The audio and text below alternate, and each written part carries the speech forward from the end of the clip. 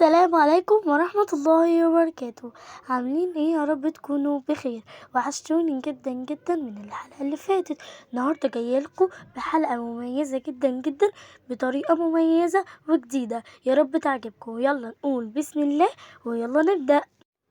في غرفة معيشة بسيطة في بيت فلسطيني، حيث كان يجلس الأب أبو يوسف بجانب ابنته الصغيرة ليلى التي تبدو خائفة، يقرأ لها قصة من كتاب قديم محاولا تهدئتها.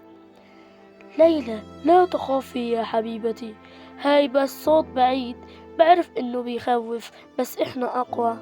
بابا، ليش بيعملوا فينا هيك؟ ليش بيقصفونا؟ إحنا شو سوينا؟ والله يا بنتي إحنا ما سوينا شي، هاي حياتنا من زمان هيك، بس الأمل موجود. بكرة رح يجي يوم ونعيش بسلام زي كل الناس. بابا، أنا بحلم إني أطلع من غزة وأدرس وأصير دكتورة. إن شاء الله يا ابنتي، إن شاء الله. في غرفة في مستشفى بسيطة في غزة، حيث تجلس امرأة كبيرة في السن تدعى أم سليم، تجلس بجانب ابنها الجريح سليم الذي يبدو مرهقا. يا سليم، الله يخليك يا ابني، قلبي عليك، بدك تكون بالسلامة. يا أمي، والله بإذن الله راح أكون بخير، بس ادعيلي، بدي أقوم وأعيش زي كل الشباب. كل يوم يا ابني، كل يوم بدعيلك، وبدي كل شبابنا، بدي إياكم تعيشوا وتضحكوا وتحبوا. لا تخافي علي يا أمي، إحنا جيل ما ينكسر، إحنا صبرنا أقوى من الحصار والوجع. في ساحة صغيرة خارج المنزل، مجموعة من الأطفال يلعبون بينما صوت القصف ما زال بعيدا. يقف طفل يدعى خالد وينظر إلى السماء. خالد، ليش بتطالع بالسماء؟ شو مستني؟ بحلم إنه نعيش بسلام، وإنه نقدر نطلع ونتعلم ونكبر من غير خوف. بتعرف، ماما قالت لي إنه اللي بيحلم ويصير على حلمه بيحقق كل شيء بالدنيا، وأنا بدي أكون زيهم. راح أعيش يوما ما بكرامة مع أهلي وأصحابي ببلدي فلسطين.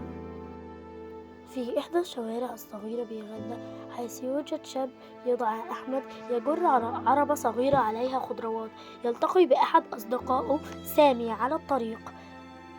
والله يا أحمد، هالزمن صار صعب، صرنا نبيع خضروات عشان نعيش. شو بدنا نعمل يا سامي؟ الحياة صعبة والحصار ما بيخلي إلنا مجال، بس الحمد لله على الأقل إحنا موجودين وبنحاول نعيش. تعرف شو؟ امبارح حلمت إني عمري كله عايش ببلد تانية، من غير حصار ومن غير خوف، هيك بلد نعيش فيها بكرامة. والله يا سامي، لو كل إنسان فينا حلم وكل يوم استمر راح نحقق حلمنا. الحلم ببلاش، بس العزيمة إلها ثمن. طول عمرك متفائل يا أحمد. وكده تكون خلصت حكايتنا النهاردة، حكاية من فلسطين عن ناس قلوبهم مليانة أمل وصبر رغم كل اللي بيعدي عليهم. فلسطين دي مش بس أرض، دي روح وعزيمة جوه كل واحد فيهم. لو الفيديو أثر فيك وحسيت بمعاناتهم، ما تنساش تعمل لايك وشير واشتراك في القناة علشان صوتهم يوصل لأكبر عدد ممكن. فلسطين تستاهل إن حكايتها تتسمع وأملها يفضل عايش فينا كلنا. وبس كده، كان معكم ملك إسلام من قناة الحكاية بتقول إيه.